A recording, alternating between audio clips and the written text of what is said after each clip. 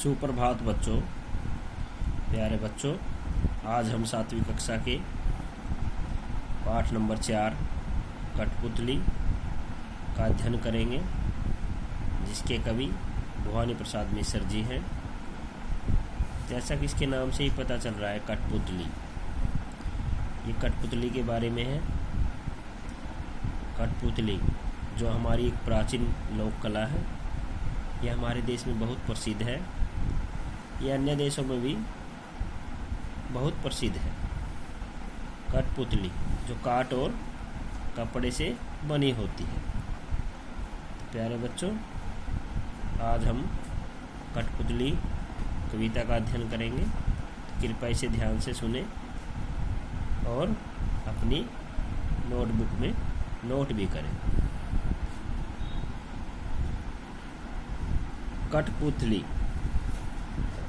कठपुतली गुस्से से उगली, बोली ये धागे क्यों है मेरे पीछे आगे, इन्हें तोड़ दो, मुझे मेरे पाँव पर छोड़ दो। तो प्यारे बच्चों, इसमें क्या कहा है कवि ने?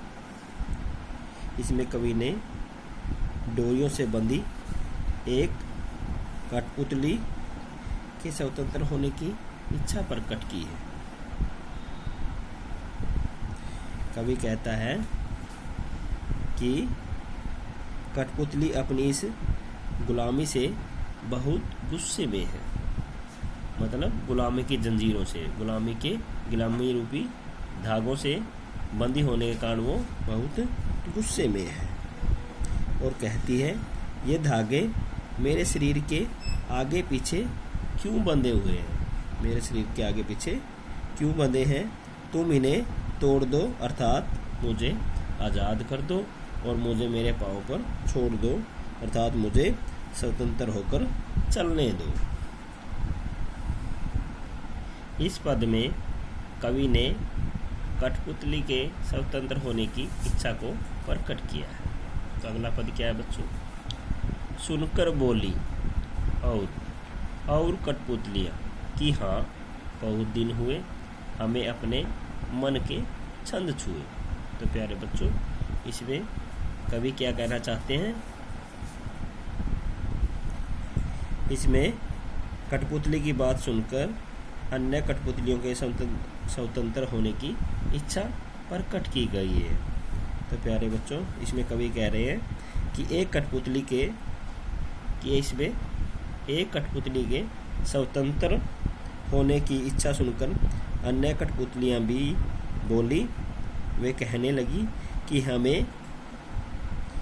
हमें अपने मन में खुशी नहीं हुई, कि हम भी बहुत दुखी हैं, हम भी खुश नहीं हैं, हम मन से बहुत दुखी हैं।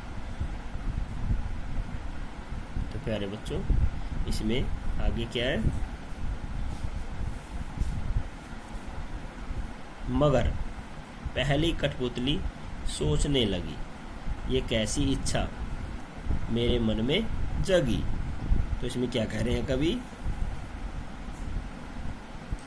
इसमें कवि ने कठपुतलियों की इच्छा का वर्णन किया है। कवि कह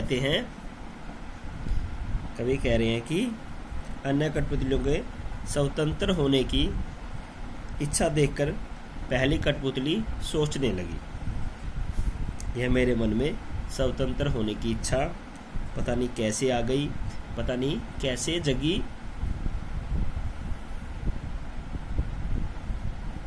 अब वह सबकी जिम्मेदारी के बारे में सोच रही है। अब वह किसके बारे में सोच रही है? भाई, अगर ये सब स्वतंत्र हो जाएंगी तो इनकी जिम्मेवारी भी उसके ऊपर आएगी। तो वो उन्हीं के बारे में सोच रही है। वह सबकी जिम्मेदारी के बारे में विचार करने लगी कि क्या सभी स्वतंत्र होकर खुश रह पाएंगी, क्या उनका वह कदम ठीक होगा। तो प्यारे बच्चों, आज की इसी कविता में हमने इसकी व्याख्या कर ली है और आप इसे ध्यान से अपनी रफ नोटबुक में लिखेंगे और इसे याद भी करेंगे। तो प्यारे बच्चों, आज के लिए बस इतना ही। आपका बहुत बहुत धन्यवाद।